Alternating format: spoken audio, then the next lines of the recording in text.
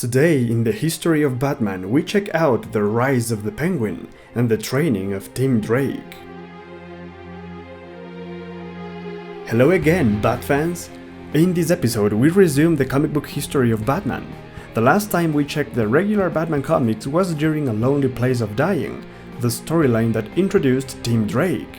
Now we have to go back to these comics, and first on the list is the Batman Annual number 13. The first story in this book features Two-Face and, chronologically speaking, this story happens before A Lonely Place of Dying. However, most of this story is not relevant to the continuity. This story is called Faces, and it was written by Christopher Priest. The story starts years ago when Jason Todd was still Robin. Batman captured Two-Face and one of his associates was sentenced to die. Now, in the present, that man is about to be executed, but Batman has uncovered new information that could save his life. Batman breaks Two-Face out of Arkham so that he can help him find the real culprit, and they travel all the way to Santa Prisca. Batman finds Two-Face's ally and saves the innocent man from dying, but Two-Face manages to escape. As with most Two-Face stories, this one has way too many references to the number 2, and I don't like when writers do that. Two-Face becomes a gimmick instead of a proper character.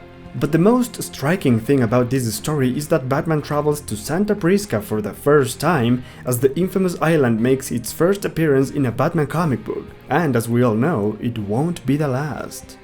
The second story in this Batman Annual is much better.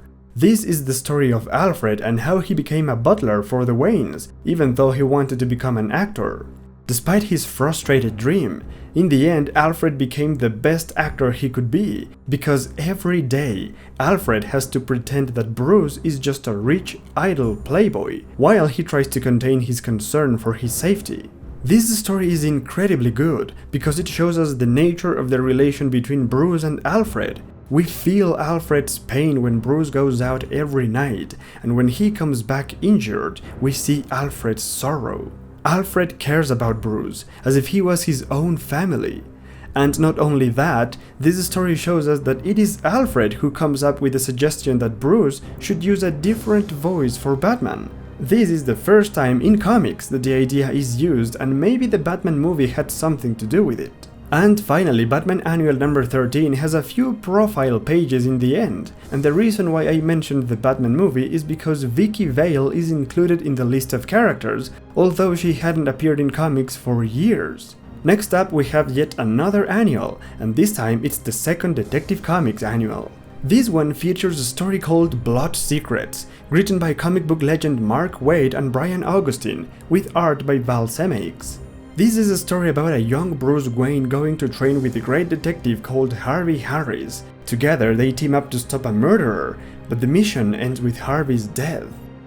This story is great as it pays homage to Harvey Harris, who was the original mentor of Bruce all the way back in the Silver Age. He was brought back in this story to teach Bruce how to control his anger and to use his head to become a great detective. It's a fascinating murder mystery. And just like the first annual, this one also includes profile pages, only this time it's all about the Rogues Gallery. Now it's time to move to Detective Comics, and the first story we'll check out is called Snow and Ice. This story takes place in issues 610 and 611, and it marks the return of the Penguin. In the story, Penguin fakes his own death with help from the strange villain known as Cadaver. They manage to fool everyone into thinking that Penguin is actually dead, and together they go on a spectacular crime spree of epic proportions. The story is called Snow and Ice because Penguin's crimes are related to cocaine and diamonds, also known as snow and ice. Batman figures out this clue and he manages to stop the Penguin in this great battle, illustrated perfectly by the great Norm Breyfogle. After that, another classic Batman villain returns. In Detective Comics 612, Alan Grant and Norm Breyfogle reintroduced Thomas Blake, also known as Catman. The last time he appeared was almost 10 years prior to this story, during the Bronze Age. In this new story, Norm Breyfogle redesigns Catman's outfit, and let's be honest, that costume looks pretty dope. It's a shame that it wasn't used anymore. Now, besides Batman fighting a white tiger and Catwoman showing up for the first time since Batman Year 1, This story is not that relevant. One story that is relevant is Detective Comics 613, even though the title of the story is trash. Now, this story is relevant for two reasons. One, it focuses on a serious issue like pollution and environment, and two, it shows us the difference between Batman and Bruce Wayne. Here, Bruce is a bit insecure as he is on a date with Vicky Vale, who returns to the comics thanks to the Batman movie. But as soon as Bruce becomes Batman, he forgets everything and becomes the Dark Knight. It's a powerful story beautifully written by Alan Grant and perfectly illustrated by Norm Breyfogle. After that, in Detective 614, Batman confronts a new criminal gang in Gotham. They are called the Street Demons, and although they are not among the most notable enemies of Batman, they will appear constantly in the Batman comics for the next decade. And speaking of the Batman comics, the next book on the list is Batman Annual number 14. Once again, this story features Two-Face, but this is better than the last one. This story is not filled with references to the number 2, which is perfect because not every Two-Face story needs that. In fact, the story in Batman Annual 14 is the first origin story of Harvey Dent as Two-Face in the post-Crisis continuity. This new origin is tightly connected to Batman Year 1, not only in the visual style, but also on the events and narrative of the story. Here, Harvey Dent becomes Two-Face after reuniting with his father and losing a case against a serial killer. Harvey's father gave him a two-headed coin, and the serial killer showed him the benefits of having two personalities. The actual transformation into Two-Face is taken directly from his original story in the Golden Age, where notorious gangster Maroni throws acid at his face. This incident unleashed Harvey's madness and Two-Face was born. Now, as much as I like this new origin story, it is no longer canon thanks to Batman The Long Halloween. That said, The Long Halloween draws upon many elements from Batman Annual number 14, including Batman and Harvey's working relationship and their connections with Gordon, among other things. So it all comes full circle. Now it's time to check out what was going on in the Batman title. Marv Wolfman and Jim Aparo continued their collaboration in that book, and after the introduction of Tim Drake in A Lonely Place of Dying, they started showing us the training of Tim Drake. In Batman 443 and 444, Batman confronts a mysterious enemy known as the Crimesmith.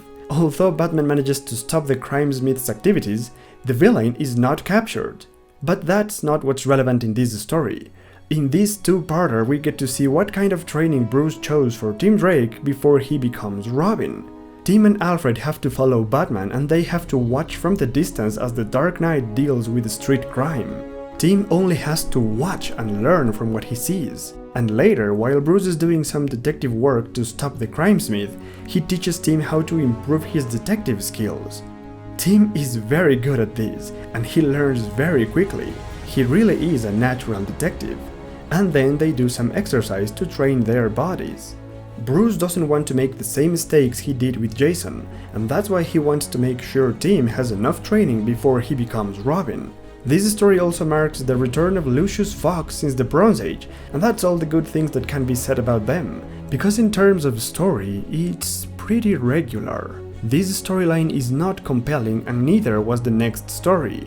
Over the next 3 issues of Batman, Marv Wolfman created something strange.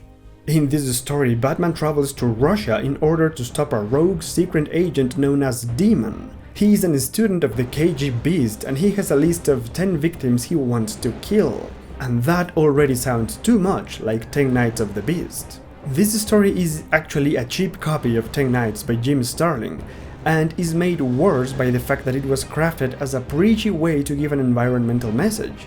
If the story in Detective Comics 614 was the perfect way to illustrate an environmental issue, this one is completely the opposite. The story is so rushed and so much is crammed in 3 issues that it's very hard to enjoy. If it wasn't for the art by Jim Aparo and the covers by Brian Bolland, this story would be worthless. There are stories that work with Batman outside of Gotham, but this is not one of them. And finally, the last story of this episode is yet another tale featuring the Penguin.